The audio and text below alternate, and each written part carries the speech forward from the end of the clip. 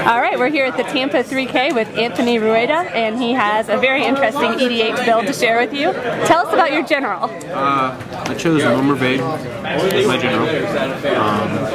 Blue-green, obviously, so he lends to control and card advantage for the most part. But his abilities are really good in the fact that whenever I play a green creature, I get to search for a creature and put it on the top of my library. And the blue creature allows me to reveal the top card, and if it's a creature, I draw it. So he in and of himself is very good for card advantage. Awesome. Alright, let's take a look at some of the creatures in this deck.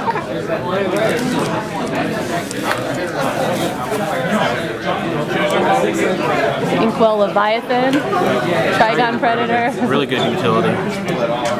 Genesis. One of my favorite cards. Autograph Trinket Mage, very nice. A little bit of counterspell. Eternal Witness, very good. Get stuff back from the graveyard.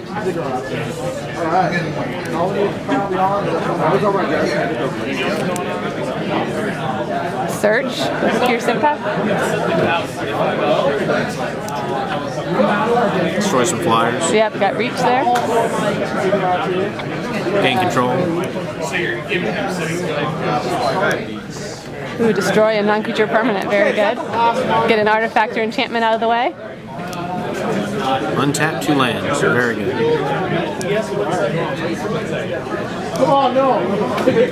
Legend Killer.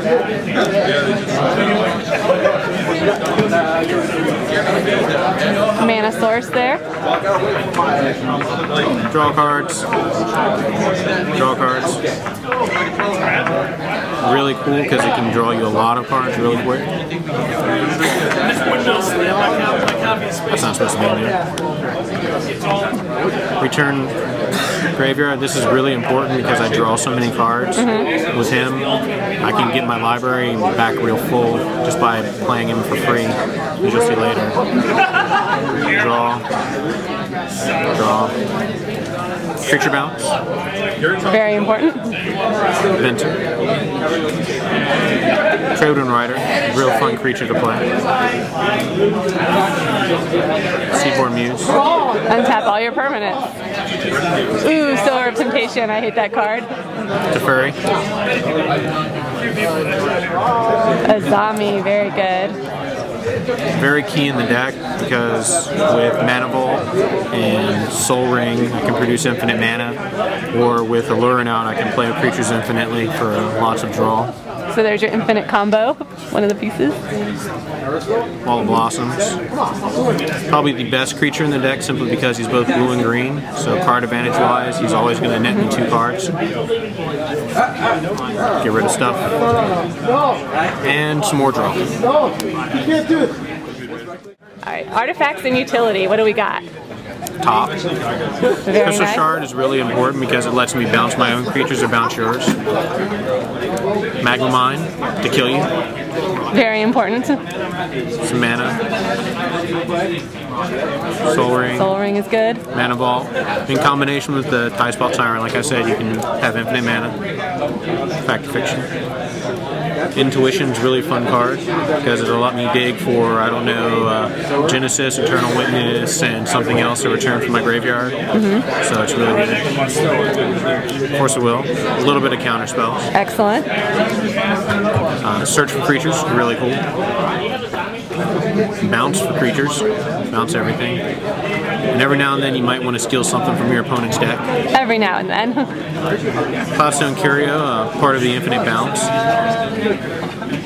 Void Slime for a little bit of counter too. Spitting Image, it's just really fun because you can make copies of anything. A little mischief in the deck there. Loam Engine because I go through a lot of land, so it's a good way to get them back. Very nice. Snake Form, always fun. Oh man. Turning people's generals into 1/1s and then killing them is really nice. I hate that. Primal Command. Life gain if I absolutely need it, and get a creature if I need it, and Cryptic Command. A little bit more counter, bounce, and control.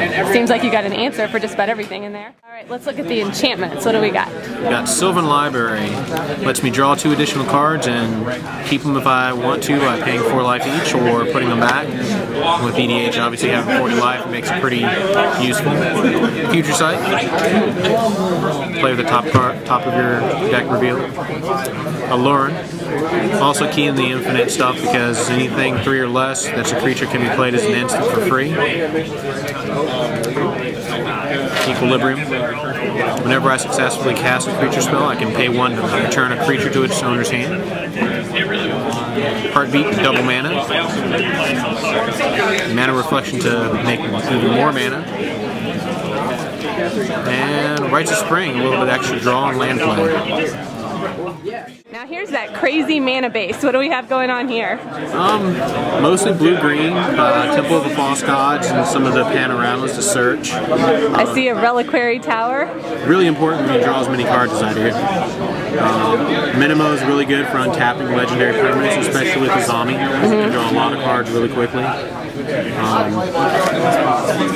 than that, you have Pendlehaven for your 1/1s.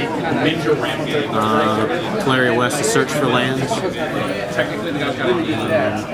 Generate target creature. Turn a wizard, which is really good with Soar. Kill the creature. Legendary creature gets +1. Bounce land. A little bit of extra land use. And that's pretty much it. What tips and tricks do you have for running a deck like this? With blue-green, obviously, you're going to want to have permissions when you have it. Control is really important, balance is really important, especially in EDH, because tempo will definitely help you out. Just not running too many creatures out there too fast. If you're afraid that someone's going to have sweepers, obviously, really hurt you. Try to make friends, especially in multiplayer. Win friends and influence people, very important. Exactly. What would you say are the best and worst matchups for this deck? Heavy control is really hard. Anything with a lot of creature sweepers or hand control hurts.